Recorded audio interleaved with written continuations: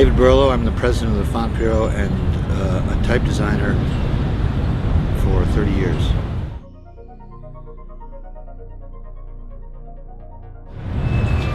Print is a wonderful, stable medium, and it turns out that the web is a wonderful, unstable medium.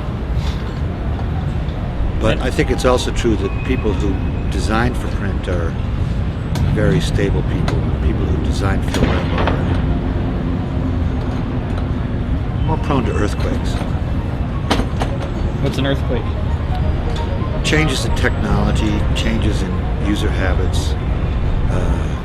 People who tend to publish things in print tend to get their information up front, and then they've made their decisions and then they're done. People who publish on the web are almost living in an eternal focus group. It just keeps going round and round. Start out with answering all the questions that people want on the web.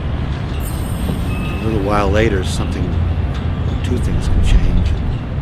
Everybody's got another idea of what's right and what's wrong. Font formats, because everything's changing. It's a very interesting environment to design typing, because you can. It's more like you're working with a puppet than with an actor that you actually train and send out there to do things. The type on the web is continually needing to be improved. I think over the next 2 or 3 years at least, we're going to see a lot of fonts revving and re-revving to keep up with the process.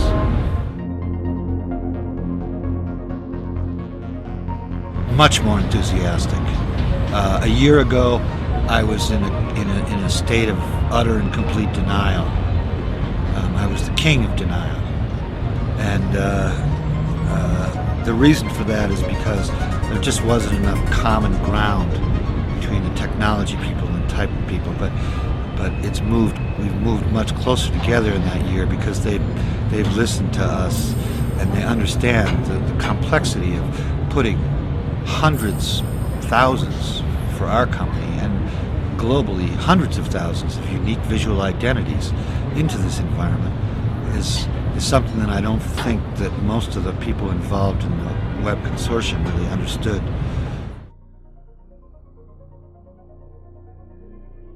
They met up with some fairly extreme type designers and then backed off a little bit, and then they met some more moderate type designers who said the extremists weren't so extreme.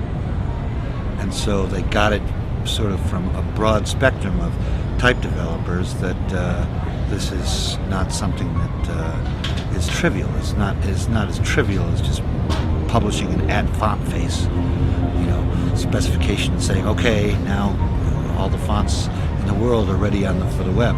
And unfortunately, there's a huge free community out there that I completely embrace and I completely understand, and I completely agree with the notion that lots of stuff on the web should be free.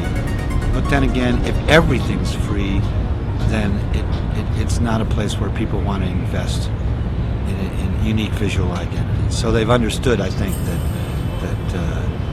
you can't just assume that there's no economic model just because the web itself has no economic model and the browsers themselves have no economic model, and most people who design websites barely have an economic model. It doesn't mean that the font industry has to come in with no economic model too.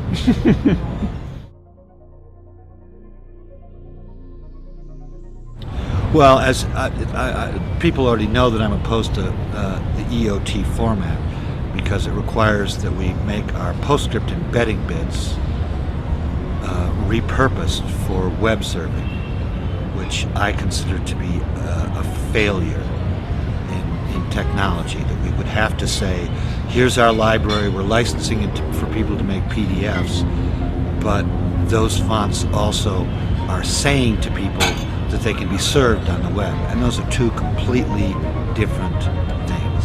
Microsoft and the World Wide Web are working on changing both the name, because it's not embeddable and it's not open type, and also some of the functionality of it into CWT or CFT or something like that.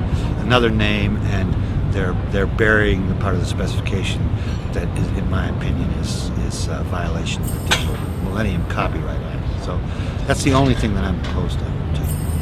We're going to support whatever is required of our users. If our users want to address every single browser, then we'll address every single format those browsers require.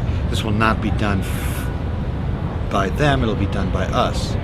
Because we license designs, we don't license formats. It's always been like that. Great. And now, chicken. Okay. Thank you.